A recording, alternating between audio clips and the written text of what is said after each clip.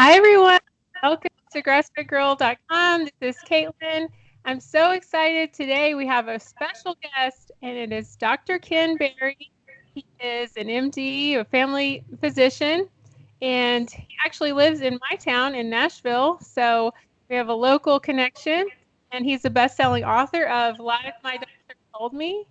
He is amazing. He has over 1 million YouTube subscribers. So we're really lucky that he took the time today to be with us. So we're going to go over some common carnivore questions and keto questions. And at the end, stay tuned. We'll have some tips for the coronavirus, for Yep. surviving this season of coronavirus. So, all right. Well, welcome, Dr. Ken. I'm so happy you're here. It's such a pleasure to talk to you again, Caitlin. Well, thank you. So tell us, most doctors aren't really into nutrition. They don't really care. They don't see the connection. So what got you interested in this? Well, I think you said it exactly right. Most doctors don't care about nutrition. They don't care about nutrition enough to dig into it and to make sure what they're saying to their patients is actually helpful. And it kind of happened to me a few years back. I was morbidly obese. I weighed 297 pounds, was pre-diabetic, had rosacea, had terrible reflux, GERD pain every day. And I would go into patients' rooms who would come to visit me as their doctor and proceed to give them nutrition advice. And back then, back in 2003, 2004, I would tell them stupid things like, well, you just need to join Weight Watchers and join the gym. It's very simple. All you have to do is just eat less and burn more. That's it. It's just simple math. And looking back now, I really wish I could go back in time and just slap the shit out of myself, because not only was I giving useless advice, I was giving less than useless advice. It was actually unhelpful. It was actually harmful advice, because obviously these people had already tried to calorie restrict in the past. They had already tried counting calories and burning more than they ate. I mean, duh, we've been talking about that since the 1950s. So I wasn't giving them any helpful information, probably was just completely giving them more frustration, more failure, more being self-conscious that, oh, you're a big fat failure. You can't do anything right. I wasn't helping them in any way. I was actually harming my patients. And so I've dedicated the remainder of my professional career to trying to reverse the bad advice I gave, and reverse the damage that I probably caused giving that terrible advice. And so when I became fat and pre-diabetic, that was kind of a wake-up call for me, because, being from the South, this is a very common sense society. If what you're doing ain't working, then stop doing that. And I was basically following the advice that I was giving my patients as I progressively got fatter and more diabetic. So yeah, that doesn't pass the sniff test where I come from. And I had to basically re-examine everything that I thought I knew about human nutrition and reassess it and go, yeah, okay, but that ain't working for me. And I know I'm actually doing this. So obviously, it's the reason that my patients are not losing weight and reversing their type 2 diabetes is not because they're lazy gluttons. It's because the advice I'm giving them, which they're listening to and following, is ignorant advice.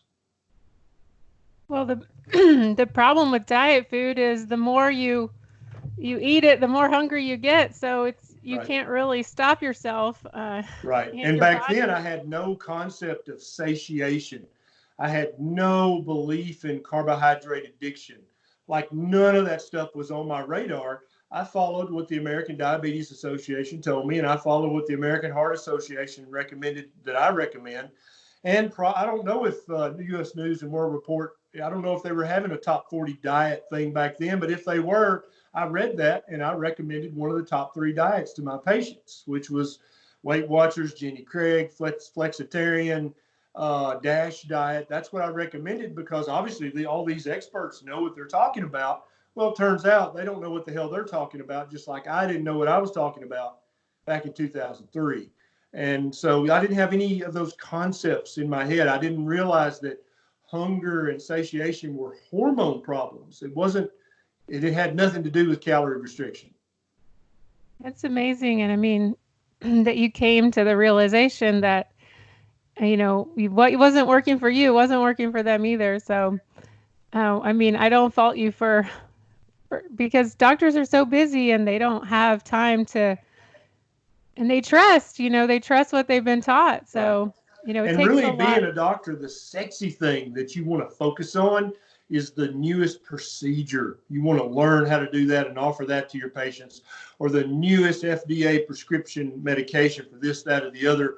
You want to be the local expert on that new medication. That's what you want to be. That's how doctors think.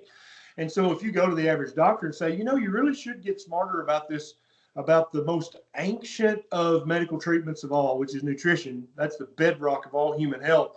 You don't know much about that. You should probably really look into that and study that. That sounds very unsexy to the average doctor who's really saving up their money trying to buy that new scope or that new, the stethoscope that's wired to their cell phone, or that's what they're looking at. They don't care about, oh, wait, should I eat meat or should I eat grains? I don't give a damn. I want to offer this new procedure because I can really bill a lot to the insurance company, and my patients are going to think that I'm the sexiest damn doc in the county because I've got this new procedure and no one else does. That's how doctors think, and so that's why it's really a hard sell to try to convince the average healthcare provider, dude, you need to ignore all that crap and you need to focus on the most ancient thing that you could be focusing on. And that's eating, number one. And then number two, not eating. Yeah. That's it's amazing that you came to that realization. So you got into paleo, I know, and then you realized about the carbs, and then you got into keto, and then later you got into carnivore. So tell us a little bit about that transition. Yeah, the first three books I read when I was trying to figure out meaningful human nutrition was The Primal Blueprint by Sisson, The Paleo Diet by Lauren Cordain, and then I found an old copy of Atkins Diet Revolution at a rummage sale. In Tennessee, we call those yard sales because they happen in the front yard, but for 50 cents. And so that's the first three books I read. And they were obviously recommending the exact opposite of everything I recommended in my practice. And so I started out paleo, primal, ancestral, and that did help a little bit for me. I lost a little bit of fat, lost a little inflammation, but still I was eating way too many carbohydrates. And so a few months into that, I read an article about the ketogenic diet. I'm like, wait, what is this? What's that all about? Started learning about ketones, the three different kinds, what they do, how our body can use them. And so then the ketogenic way of eating quickly took up all the space on my radar. I'm like, this is important.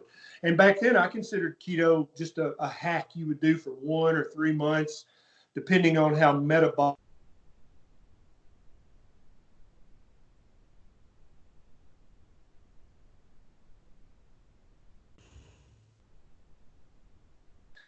But you don't want to do that long term. I used to be one of those doctors back before I knew better, right? Back before I'd read enough and learned enough and thought enough about this to go, no, actually, human beings, for the vast majority of our time on this planet, we were probably in ketosis every single day, at least for a large part of the day. Ketosis is very healthy. It's not only is it safe, it's optimal. And so I turned down my carbohydrate intake. I probably on paleo, I was eating 150 grams of carbs a day. And then I kind of started playing around with low carb, went to 100 grams, 75 grams, then really started looking at keto and turned it down even more to 50 grams. And during this journey, I kept getting healthier, aching less and less, heartburn better and better, kept losing fat. I'm 6'4" and carrying 297 pounds. You would think, well, that didn't look too bad. But I would catch patients looking down in my belly while I was telling them to lose weight. So yeah, it looked pretty bad. And so all that kept getting better and better. And patients started saying, Doc, what are you doing? You look better. And so for my most morbidly obese patients with a BMI of 35 and above, I started to recommend what I considered a keto hack. I would say for the next 3 months, I want you to just eat this stuff. I've made a little 20-page handout, which you can still get a copy of on my Facebook page and on most of my YouTube videos. It's in the show notes. And I would say, you got nothing to lose. Your only other option is gastric bypass surgery. Just try this diet for a month or 2 or 3. see what you think. That's what I've been doing. And the visual feedback of looking at their doctor literally transforming his health and appearance, that was a very strong social cue. Hey, maybe I should try this, right? And so then I started hearing about Shawn Baker and this crazy carnivore diet. And the more I looked into it, the more I realized, actually, this is basically, it's still keto. You're just eating the lowest possible amount of carbohydrates you can possibly eat. That's what carnivore is. And I still consider the carnivore diet a subset, a very, very, very low carb version of the ketogenic way of eating. And that's what I've been doing for the last 14, 15 months. And at 51, I'm actually down in my low 230s now, where I was 297 back when I was eating the American Diabetes Association diet. Feel better, completely reverse the prediabetes, have zero heartburn ever, which for anybody who's ever suffered from severe heartburn reflux, you know that sucks. And so it's a small miracle that I don't have to get up every morning and take stuff multiple times a day for heartburn pain. Joint pain gone. I'm in the gym working out, not because I need to, but because I want to. I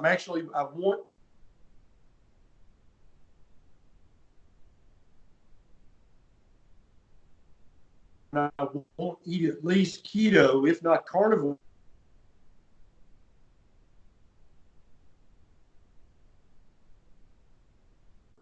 Biological evidence, human beings from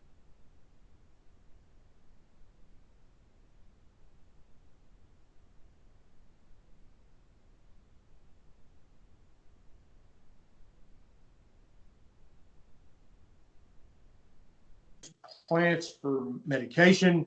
I still think that's a very viable reason to use different herbs and plants and spices.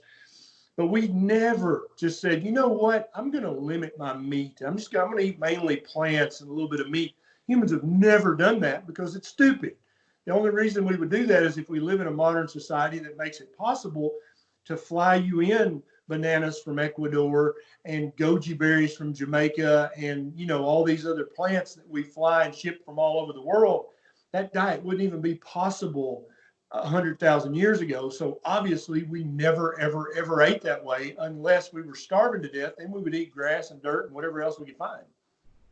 And you said that even low carb vegetables were giving you heartburn, like asparagus or spinach or something. Yeah. And I don't know if it was some, you know, we talk about the lectins and phytates and oxalates. I don't know if it was that doing it or if I was still just eating too many carbohydrates for me and keeping my insulin level just chronically too high for me personally. I don't know which one it is. And I think that's a valuable debate that we're having in the keto carnivore communities right now. And I want to remind everyone, none of us know for sure, right? And it could very well be that for me and Caitlin, we need to eat 100% meat. And it could be for, you know, other people, they can eat lots of veg in their keto diet and do just fine. It may be as you get older, you need to turn down the carbs more. We don't know. We're bumbling around in the dark trying to rediscover all this together. And so please be cordial and be collegial and be diplomatic with if you're carnivore, the keto people are not necessarily wrong. And the opposite of that is true. If you're keto, that doesn't mean the carnivore people are crazy. We're all on to the same thing here. We're just trying to figure out what works best for me personally and what works best for you personally at this juncture of your health and of your lifespan. What diet is best for you? And I think that answer is probably different for different people at different stages of their life and their health journey. So we got to all work together here and definitely all share our stories, share our experience, share what did work, what didn't work. If a YouTube video really resonates with you, then share that with your people. If some influencer just makes you want to claw your eyes out every time you hear their voice, then don't share them. That's fine. That's part of how we're doing this as a community and as a tribe. We're doing this together, and I love that. Yeah, that's that's so true because some keto people have had amazing results, and to say they're wrong is, you know, is devaluing their experience, and that's not fair. Yep. So, I mean, just do what works for you and keep experimenting and keep learning. And for example, for me, my heartburn got 85% better with keto, right? So I went from taking 2 Nexium a day every single day to taking a Tums 2 or 3 times a week, moving from paleo to keto. And it definitely could have been related to my weight loss as well. I had a lot of central adiposity, and that can increase your intra-abdominal pressure and make your heartburn worse. But when I went carnivore, I did it as a challenge on my Facebook page. I was like, hey, peeps, you want to do a month of carnivore and see what this crazy Shawn Baker's talking about? At the end of that month, Caitlin, I had zero heartburn in 30 days. And that was semi-miraculous for me, because I didn't think I was going to live another day of my adult life without having heartburn. I just thought that was part of who I was. And to now be 14, 15 months in, and I don't even remember the last time I had heartburn. I just don't have it anymore. And every now and then I'll eat a few of Nisha's Brussels sprouts or some of her asparagus, right? And that doesn't give me heartburn. I don't know if it's because I'm at the lowest weight I've been at in 30, 35 years. I don't know if my levels of inflammation are so much lower that I don't inflame to the point where I have the heartburn. I don't know if my insulin is at such a beautiful level now that it just doesn't go high enough when I eat some carbs. I don't know.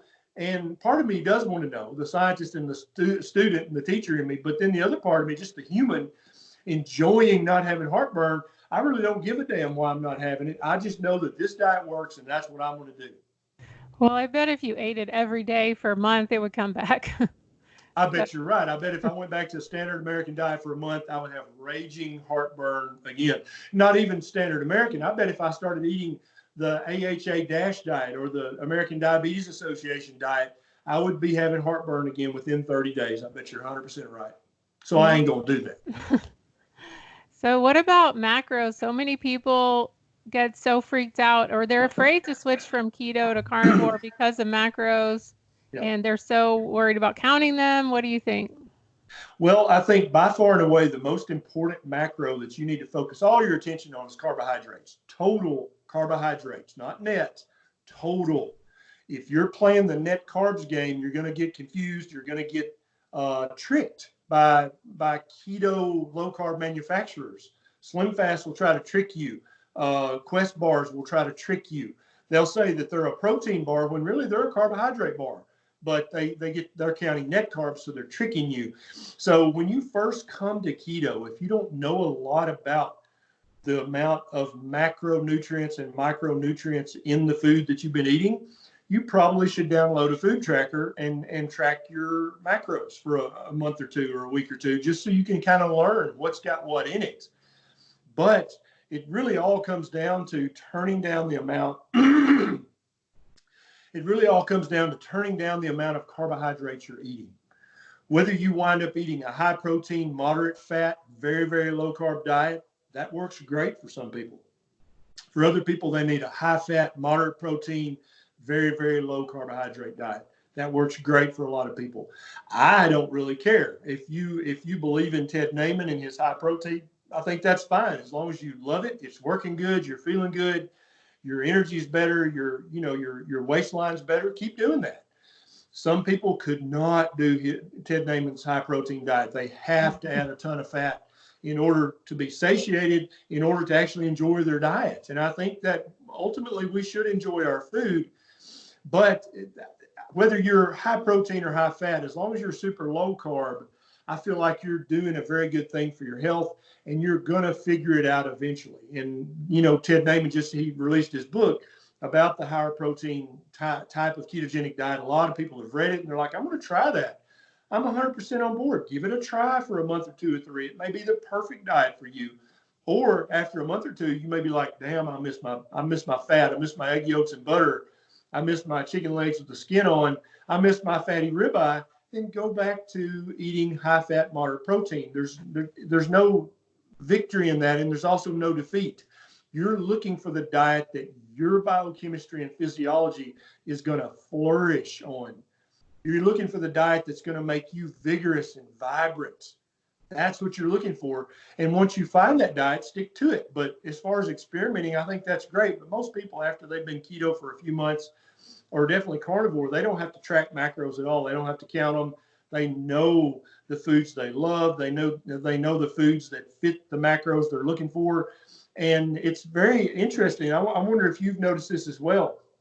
I never get tired of eating fatty meat. I never get bored with eating fatty meat. Literally, I'm never like, God, ribeye again? Damn it.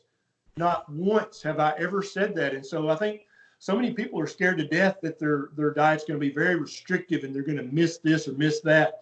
When I think the reality is once you completely break the carbohydrate addiction that the average American is suffering from, you love fatty meat every meal. I mean, is there ever a day if I said, hey, I've got some beef ribs I've been smoking for the last 2 days. You want some, Caitlin? Is there ever a time when you'd be like, hell no, I'm sick of ribs? No. No. As long as I was hungry, then I would want Right. it. Yeah, if you weren't hungry, you'd be like, maybe later. But when you got truly hungry, you'd be like, give me them ribs. And working with, I mean, I know you've talked to hundreds and hundreds of people and thousands of people. Have you noticed that women kind of need more fat? Yeah. I've noticed, and when you say carnivore diet, you immediately think of me or Sean Baker or Paul Saladino or, God forbid, Frank Tufano. Think of a man. But in reality, Caitlin, when I go to a conference and I have asked for a raise of hands, who is a carnivore in here? Strict carnivore, it's usually 7 to 3 women, and it's because women. I mean, keto's good for women, but man, women bloom on carnivore. It's like they get results from that, and most women are very protective. If they learn a makeup secret or like a fashion secret, they're kind of protective of that. They don't want to give that up. And women are like, dude, carnivore is my secret superpower. When I'm eating just fatty meat, I feel better than I've ever felt in my life in 10, 20, 30 years. And when a woman's saying stuff like that, you got to pay attention. But yeah, women are the ones who really have the almost miraculous transformations when they go carnivore. Men definitely do. But if you tell a man, eat all the fatty meat you want, men take you at your word. We're like, done, we'll do. I'll eat until I'm stuffed. But a lot of women are like, I don't know, I'm just going to eat a 4-ounce portion, and I'm going to use a smaller plate because that's what Mama said or that's what Grandmama said. But once women open the floodgates and say, you know what, F it, I'm going to eat as much meat as I want a day, it's almost like magic. And it's not really magic, it's actually science, some of which we don't understand yet. But when you feed a woman just fatty meat, I mean, everything gets better, almost without exception. Things that they never thought would get better, things that they thought they were stuck with for the rest of their life, that's just part of who I am, they just go away. And it's amazing when I ask for a show of hands at a conference, how many women are just kind of quietly, they're not posting pictures of them eating a big beef rib on Instagram. They're still, maybe taking pictures of a little veg on their plate, but they're eating carnivore because nothing works like that. Well, I think it's a social stigma too that women are supposed to eat vegetables and women eat salads and they're dainty and petite Yeah. and that kind of Yeah. thing. And I want women to understand that is a modern social construct that has no reality in your physiology. It has no basis of factual reality in your physiology or in your biochemistry. If you ate nothing but fatty meat for the rest of your life, you would actually be more feminine than if you're nibbling on whole grain bagels and eating that strawberry yogurt. None of those things are feminine. None of those things make you more of a woman or more female. That's marketing. That's a modern social construct constructed by big food manufacturers and to be honest, religious entities who have kind of cashed in on this. That's a big part of that. Your body needs lots of fatty meat, plus or minus a little bit of veg, and you get to make that decision. I know Nisha has Hashimoto's. What changes have you seen in her? Or what do you think about carnivore and Hashimoto's? Yeah, so my wife Nisha has Hashimoto's thyroiditis, and when she was eating paleo, she was miserable because I was preaching that because paleo was closer to what I had been right about, and so we did that for a year or so, and she's like, I don't feel any better on the stupid diet, and I don't really like quinoa that much. And so then on keto, she got noticeably better, but still not great. But now she's 98, 99% fatty meat carnivore. Every now and then she'll have a little veg, almost out of nostalgia. But when she eats fatty meat, her Hashimoto's all of her symptoms are in complete remission. So there are actually gurus out there in the Hashimoto's and hypothyroidism space saying, oh, if you've got Hashimoto's or hypothyroid, you need to carb cycle, you need to carb up, you need more carbs for proper thyroid function. That is stupid advice. I'm sorry. I hate to step on toes, but I need to be very blunt about that. You have Hashimoto's too, right? Yeah. And have you found that in any way you need vegetables to have optimal thyroid function and minimal thyroiditis symptoms, or have you found the exact opposite to be true? The best I felt is the last year and a half when I've been carnivore. So Yep. And I think it's going to turn out that if a woman has hypothyroidism or any of the autoimmune thyroid conditions, she probably needs to be 100% fatty meat carnivore. That's where she's going to have the best thyroid function. But when you say something like that, you can't write a book about all the intricacies of all the carbs. There's really not a market for saying that, because when you say that, just go eat lots of fatty meat and avoid the veg as much as you can, you're done. That's it. And so there's not a product to be sold based on that. There's not a cookbook to be sold based, you know what I'm saying? So a lot of these influencers, they're thinking about the next cookbook or the next brand that they're going to partner with, and this bar or this shake or this powder. But when you let the cat out of the bag, all you got to do is eat lots of fatty meat. That's kind of it. You're kind of done. We all just go home and start eating our beef ribs and our brisket, and we get healthy. And we don't need to buy a lot of products or a lot of supplements or a lot of cookbooks. Once you learn how to cook fatty meat, you're kind of done. Yeah, well, I did write a cookbook about how to be carnivore. So if people want to get that, it's just all the common questions that people have and how to start right, like by not starving and that's a beautiful, I love that. That's a beautiful tool for people to use. And I don't mean there's no room for cookbooks and books, but I'm just saying you really cut down on your options, because right now if you partnered with Quest bars, all your followers would be like, wait, what? It would look insane for you to partner with some stupid keto product when people know, no, she feels best when she eats just fatty meat. She just got paid to recommend this shake or this protein powder or something. She's not being authentic and genuine. And that's what I'm saying. It cuts out all your room for brand deals as an influencer. If you just say, hey, just eat fatty meat and be happy. Yeah, unfortunately, but I think the thing that I see on carnivore, which is why I wrote the book, is just that people overcomplicate it. And so it's like, you really don't need to, you're overthinking it. And now what that brings me to electrolytes. What do you think about electrolytes? I think people get so messed up with their electrolytes. Yeah. And so we have to, every question we ask about human nutrition, we need to consider three things. We need to first consider what's the meaningful research, not observational food frequency questionnaire data, not that bullshit, but real meaningful research. Is there any meaningful research? Yeah, we know we need magnesium and potassium and manganese and molybdenum and boron and copper. We need all that stuff. We know that from a scientific standpoint. Number two, what's just the common sense of this? I mean, common sense, just what somebody's recommending make common sense. And then thirdly, and very importantly, what does the paleoanthropological evidence say about this? What did we do 50,000 years ago, 100,000 years ago? Can we use that knowledge to make this question make sense? And I think we can. So definitely science is settled. We need electrolytes and minerals. There's no doubt about that. Is the soil depleted of minerals? Yes, it is. Many of the vegetables we eat today have 50% less magnesium than they had even 30, 40 years ago. So then you think, well, we're feeding that vegetable, those plants to the cows, right? So the cows are not going to have as much of these minerals as they used to have in their meat. It's just not there, because a mineral is actually an element. Remember the periodic table of the elements? You can't make magnesium. A cow can't magically make it. That requires nuclear fusion, right?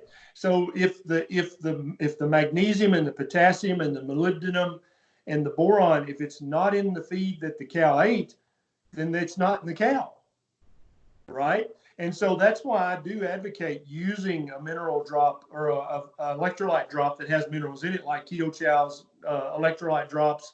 There's several other good ones on the market.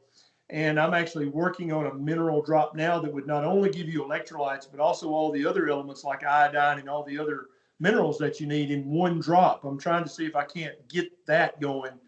But so 100,000 years ago, when we were thirsty, what did we drink? Did we drink distilled water, or did we just drink city water? No, we drank out of rivers and streams and mud puddles. All of those are super rich in minerals. We can't do that today because we die from giardia or some other, poisoning from some infection. But that's our ancestors had plenty of minerals in the groundwater that they drank. They frequently ate the blood. They couldn't hang up a 5,000 pound animal and drain it like we do a deer today, right? So it was still full of blood. So they got all the minerals that was in the animal blood. They also ate the organ meats, which are also very rich in minerals. If the animals that you're eating, its liver, had access to minerals in its diet, then its liver is going to be full of minerals, right? And so it's my current opinion that we need to probably supplement electrolytes and some of the other minerals like boron and iodine and other things like that, because there's just not enough of it in the soil today, in the plant matter we feed to animals. So whether you're keto or carnivore, I really think you probably would benefit from an electrolyte supplement, because we no longer drink river water or spring water or mud puddle water, because that's dangerous these days. And so I think we need a source of minerals until we can get enough of our soil regenerated so that our cows are grazing on a pasture that is, in fact, mineral dense, right? Then the cow will have all these minerals in the ribeye and the ribs and in the liver again, and we won't have to worry about that. But I think right now, thanks to monocropping and thanks to factory farming, a lot of the veg and meat we get is kind of depleted of many, many minerals. So does grass-fed beef have iodine, more iodine? Now, it's a great question, and it's a simple answer. Does the soil that the grass grew in, that the cow ate, have iodine? And if the answer is no, then absolutely no. There's not enough iodine in the ribeye, in the liver, in the butter, in the milk. If you drink milk, no, there's not enough iodine in that, because the cow cannot make iodine. It is an element. It has to come from the grass, from the soil. And if it ain't there, so if the cow's grazing in Wisconsin, there's probably no iodine at all in the products that you will then eventually get from that cow. So either you have to supplement the cow with iodine, or you have to supplement yourself with iodine currently. I hope it's not always going to be that way, but right now I think it is. So what do you see change when people start taking iodine? Oh, I don't know if you take an iodine supplement or not, but when we first started this, when she would get out of bed in the morning, we had hardwood floors, and just the coolness of the hardwood floor was actually painful to her feet. She was constantly, like in the middle of summer, she'd be wearing, shirt, jeans, and a sweater.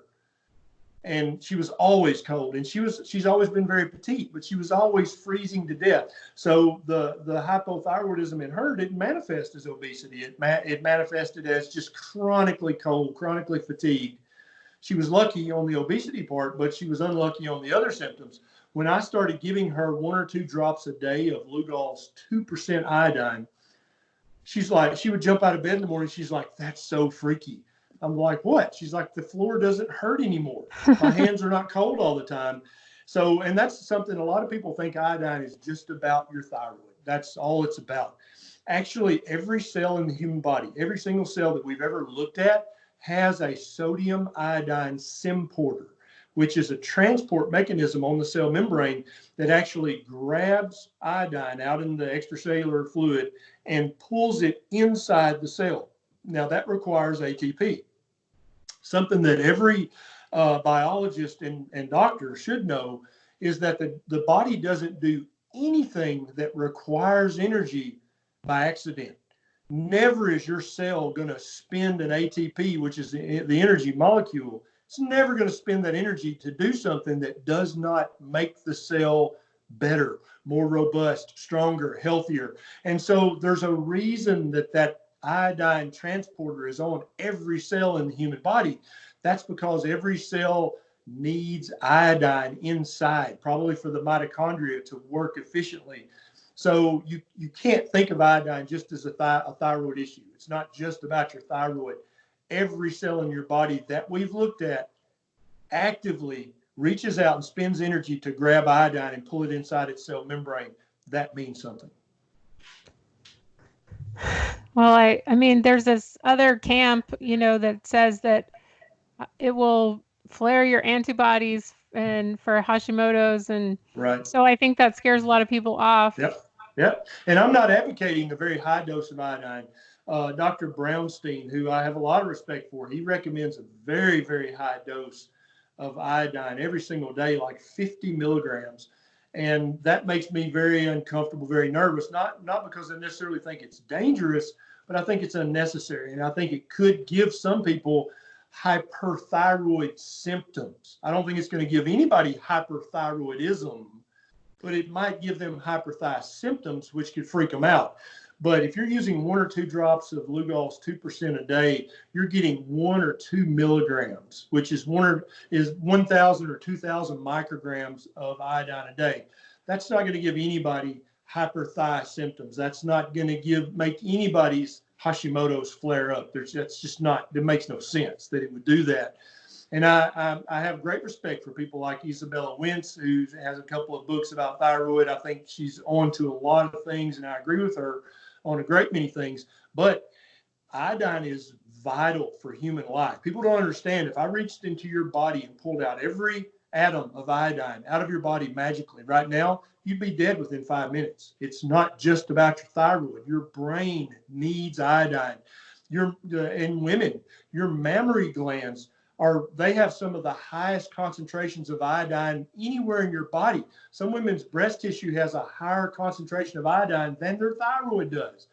This is about all your hormones, all your glands, all your tissues, all your cells. So to say that oh my God, you should avoid all iodine, that sounds like a recipe to stall your weight loss, stall your improvement in your health goals and many other things. Human beings are by nature low carb animals. We're by nature salty animals. We love and need salt and other minerals and other elements. Iodine is one of those minerals that we crave, and we cannot live optimally without a good supply of it. That's really cool to hear. And, why not try it? I mean, iodine's cheap anyway. It can't hurt. It's very cheap. And if we have another Chernobyl, then you're covered. You're not going to get thyroid cancer because you got iodine that you can saturate your thyroid with. But yeah, try it for a month. And at the end of that month, just put 1 or 2 drops in your coffee a day, not droppers full, but drops, individual drops, 1 or 2 in your coffee. Yeah, I had one guy was saying, I don't know, my heart's beating really fast. And it turns out he was putting 2 droppers full a day in his coffee. I'm like, no, drops. Okay. So yeah, and that's going to be 1,000 or 2,000 micrograms of iodine. And your body will use the amount it needs, and you'll just urinate the rest out. That's how it works. Awesome. Well, a lot of women, they go to their doctor after they've been doing carnivore for a few months. And I mean, I think you shouldn't test too soon, but they come back and they're freaking out because their cholesterol's high and their LDL's high. Yeah. What do you tell them? Well, a lot of people, when they're eating keto or carnivore, your total cholesterol and your LDL might go up. They absolutely do go up in a certain percentage of people. Other people's, they stay the same. Other people, they actually go down. I don't really care about those because none of the research about high cholesterol or high LDL is really compelling when you look at the totality of the research. Not just the research that Crestor, Lipitor, and Zocor want me to read as a doctor, but actually all the literature that's out there. Having a high total cholesterol is probably good for you, especially for women. You actually probably want to have a cholesterol above 200. High LDL is a minuscule risk for heart attack and stroke, if it's a risk at all. The things that I want you to improve and that a carnivore diet will improve definitely is it's going to lower your triglycerides, which is very important. It's going to raise your HDL, what we used to call your good cholesterol. It's going to raise that. That's a good thing. It's going to lower your hemoglobin A1C. That's a wonderful thing. It's going to lower your C peptide back to normal, which is also a wonderful thing. It's going to help you lose the fat in your liver, in your pancreas, in your belly. Very healthy. It's going to help you lose stored fat. Very, very healthy. And so when you look at this, when you look at the entire question, the question becomes, would you rather have a low total cholesterol and low HDL, but you're going to have high triglycerides, low HDL, high A1C? Would you rather have that? Or would you rather have a low A1C, a low triglyceride, and a high HDL, but then also have high total cholesterol in the process? I personally would much prefer to have a high HDL and a low A1C and a low waist to height ratio, which means I'm not holding a lot of dangerous visceral fat inside my belly. I think that's much more protective against heart attack and stroke than worrying about your total cholesterol or your LDL cholesterol. Well, that's great. I hope everybody listens and stops freaking out about that. Stop freaking out. So, what does your typical day of food look like? So I typically fast from 18 to 22 hours every day, and not necessarily by like, okay, today I will fast. I don't do that. Like I woke up today, I knew I had this thing with you at 10 a.m. I've had a cup of coffee, which now I'm really in love with coffee cola, which I make myself. It's half cold coffee and half Topo Chico over ice. And coffee cola, it's got the cola fizz and it's got the coffee. And then I put 2 drops of Lugol's 2% iodine in that. And then I've got this mineral drop that I'm experimenting with. So I put a little cap full of my mineral drops in there, and that's what I've been sipping on all morning. It's almost, 11 o'clock now. I'm not even 1% hungry. And so I'm never, ever again for the rest of my life am I going to eat when I'm not hungry. It would have to be a very high pressure social situation that would make me eat at this point when I'm not hungry. It's literally, and once you come to understand the deep ancient physiology of this, it would be like if you said, well, every time I'm around my mother-in-law, I feel like I need to breathe 60 times a minute. So I do that. What? What are you talking? What? Or every time I'm around my dad, I feel like I need to drink 3 gallons of water in an hour. You'd be like, really? That's dumb. Why does being around your dad make you feel that way? And so literally eating food is a physiological need, just like drinking water or breathing air. If you don't need more oxygen or need to blow off more carbon dioxide, you're not going to breathe more. You're just not going to, because it'd be stupid to do that. If you're not thirsty, you're not going to drink a gallon of water. It would be dumb, right? So why are you going to eat food because of social pressure if you're not hungry? That's part of the social thing that we've got to untease with keto and carnivore. No, you don't have to eat. You can sit there and sip your coffee and have a great interaction with your family. And if you have to lie. Say, oh, my stomach's not feeling good today. I'm not going to eat. I'm just going to sip on this. They'll respect that. But if you say, oh, I'm carnivore, I'm fasting, oh, they're going to jump all over you. So just don't say that. Just don't say that. Just say, I'm not hungry. My tummy doesn't really feel good today. I'm just going to sip on this. Then the conversation will move right on, and you won't feel the need to breathe 60 times a minute or drink 3 gallons of water or eat food when you're not hungry, because all of them are equally ridiculous. And so when you do eat. Yeah. So typically I break my fast. I get hungry about 2 to 3 p.m. Usually. That's when I'm like, well, I could eat. And, in the South, when you say I could eat, that means I'm hungry. And so then I might, if I'm busy, I'll go ahead and finish what I'm doing. It might be 4 or 5 p.m. before I actually break my fast.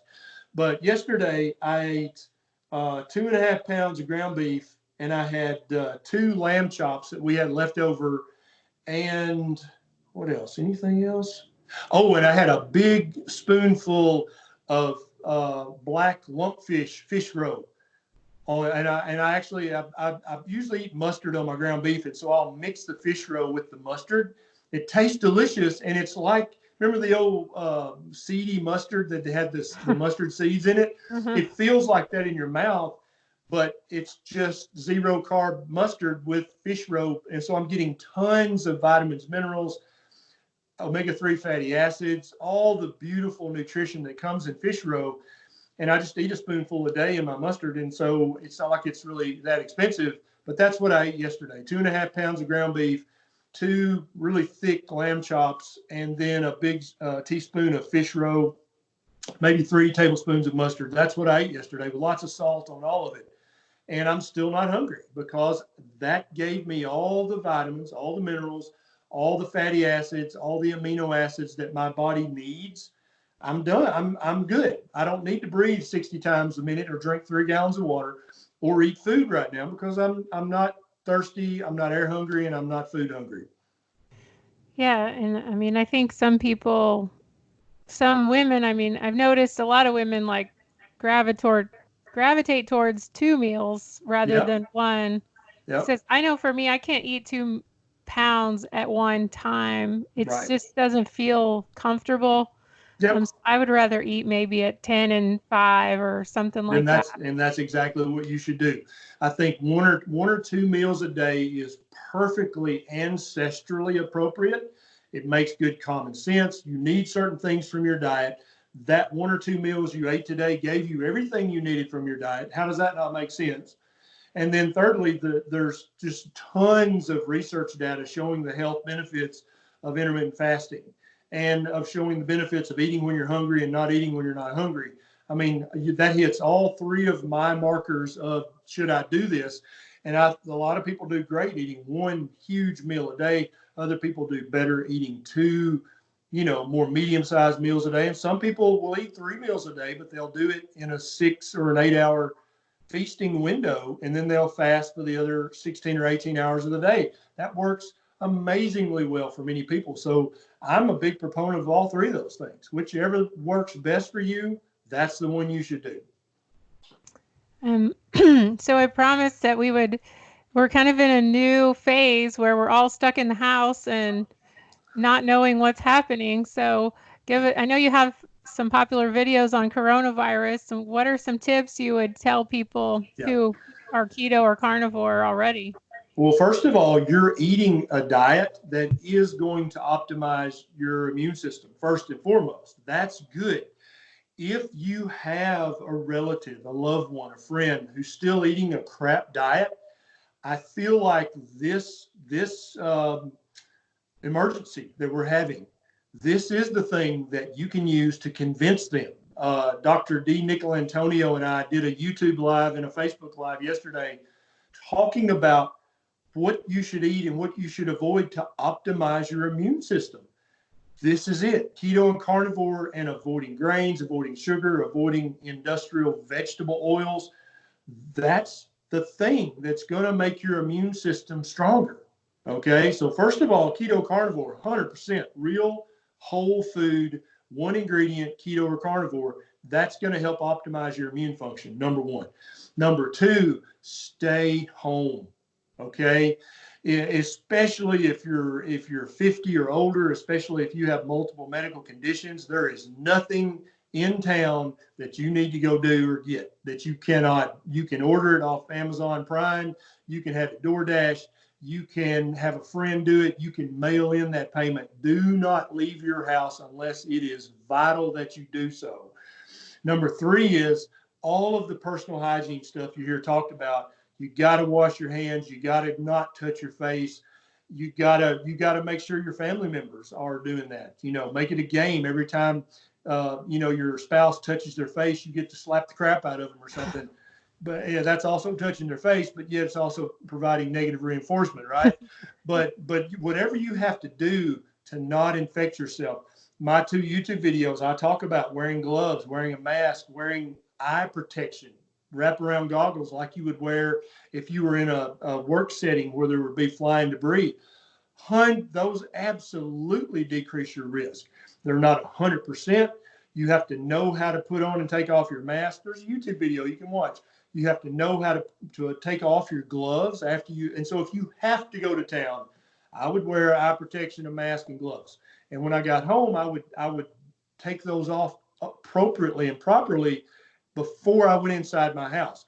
And so if you're a married 20-year-old couple and you don't have any health problems and you don't have any older relatives you're going to be around, you can pretty much do whatever you want to do. It's just going to be like the bad flu for you, right? But if you have a grandmother, grandfather that you have contact with, if you have a family member who has an autoimmune condition, including Hashimoto's or including type 1 diabetes, all these things lower their immune system.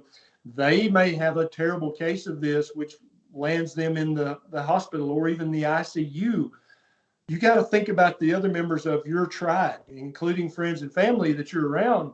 It's not just about you catching this, it's about them catching it as well. I have to think about Beckett. I have to think about Nisha's dad. I have to think about my grandmother. All those people matter to me, and I'm probably going to be fine. I mean, I'm 50, but I'm in pretty damn good shape.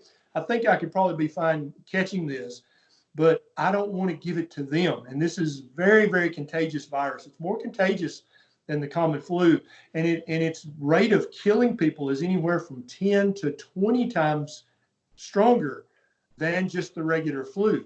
So if you've heard somebody say, oh, it's just the flu, it's no big deal, we should be paying more attention to the flu. No, we should be paying attention to both of them. They're both potentially disastrous to your older, sicker relatives. You don't need to catch either one. And the same things are going to protect you and protect your family from both of those viruses. That's great advice. And I think everyone needs to take it seriously and take care of themselves and 100%. Think about, everyone my age has parents that are over the risk age. So definitely just, take care of yourself and, please subscribe and share this video with whoever you think would use it. And please make sure and get Dr. Berry's book. You can get it on Amazon. It's really good, especially for people in your family who aren't into this stuff. They can really use this as a bridge to talk to their doctor and to educate themselves. So it's a gateway book, right? Yeah.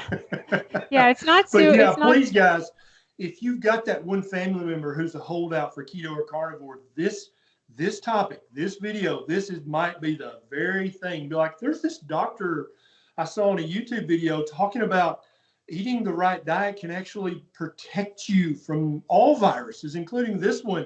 Would you watch this with me? This might be the video that if you share it, it's going to get your mama or your uncle or your next door neighbor to say, fine, I'm going to give keto or carnivore a try. This might be the moment when you can actually save their life or at least improve their life. Awesome. Well, thanks again, Dr. Berry, for taking the time. And please subscribe to both our channels and like this video. And we'll see you next time. Thanks so much. It's a pleasure talking to you, ladies. See you next time. Okay.